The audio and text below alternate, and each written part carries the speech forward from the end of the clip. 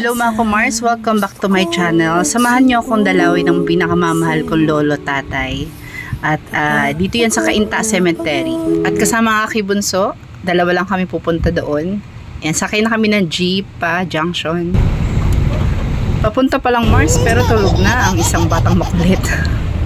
Syempre hindi lang siya isang sakay, so dalawang sakay talaga siya. Bababa kami junction, sasakay ulit na Paangono or double highway para papunta doon. Ayan, nag-aantay na kami ng jeep. Bili tayo car. Saan? Tubuso ko na bumili ng car. Kala mo na may pera pa tayo pambili niyan. Wala pa, be. Hindi pa ngayon. Pupunta tayo kay Lolo Jusing. At napakainit pagpunta doon, ha. Buti na lang, konti na lang yung tao na hindi masyadong crowded. Talagang sinadya namin November 2 na pumunta. Ayan siya guys, sobrang ano na. Marami pa rin tao pero hindi naman ganoon ka siksikan. Mahal ko. Mahal mo si Lolo Jusing? Buta siya ako Jesus.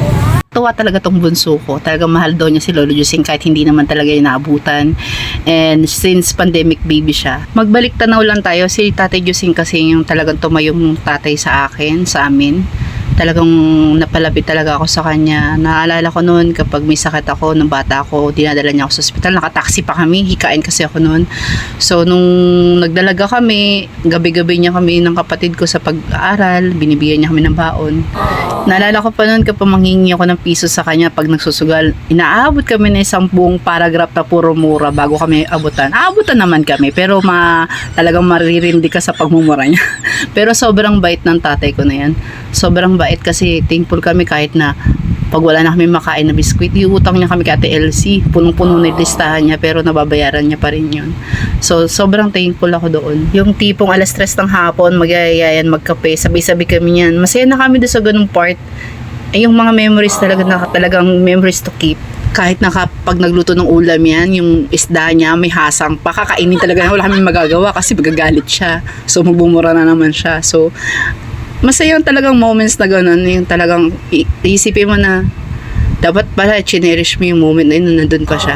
Nalala ko pa noon kapag maglalasing yun, ako lagi tinatawag nila ng mga tita ko para sunduin yan. Ako talaga yung matibay yung loob ko talagang lumalapit sa kanya kahit minimura na niya ako. Pero sobrang bait talaga na kahit na pala mura yan tatay ko na yan. Sobrang bait niya. Wala akong masabi. At alam na talaga sa amin na talagang Dr. Kwak-Kwak namin yan. Every time na may sakit kami ako, kahit may asawa na ako, pumupunta siya sa lugar namin para gamutin ako. Kasi yun talaga yung lagi kong hinahanap, si Lolo Jusing, si Tatay Jusing. Lolo. Hi Lolo. Sayang nga lang hindi niya naabutan yung bunso ko. Kung naabutan niya to, sobrang tuwang-tuwa yun. Sa totoo lang guys, hindi ko pa rin tanggap yung pagkamatay niya. Every time na pupunta ako dito, umiiyak ako palagi. Tulad ngayon, kahit nire-record ko to, umiiyak pa rin ako. Ang pinaka natutunan ko dito habang nabubuhay pa, i-cherish mo moments, yung talagang magkaroon kayo ng happy-happy, magkaroon banding-banding, tsaka isa pa, maiksi ang buhay, di natin masabi kung kailan tayo kukunin ni Lord. Yan ang pinaka lagi kong live life to the fullest talaga. Kaya guys, kahit hindi undas, dalawin natin yung mga malat sa buhay, paramdam natin sa kanila na mahal pa rin natin sila kahit wala na sila.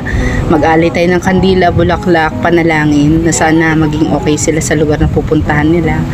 And yun lang ang aking vlog for today's video. Thank you sa mga nanood. God bless!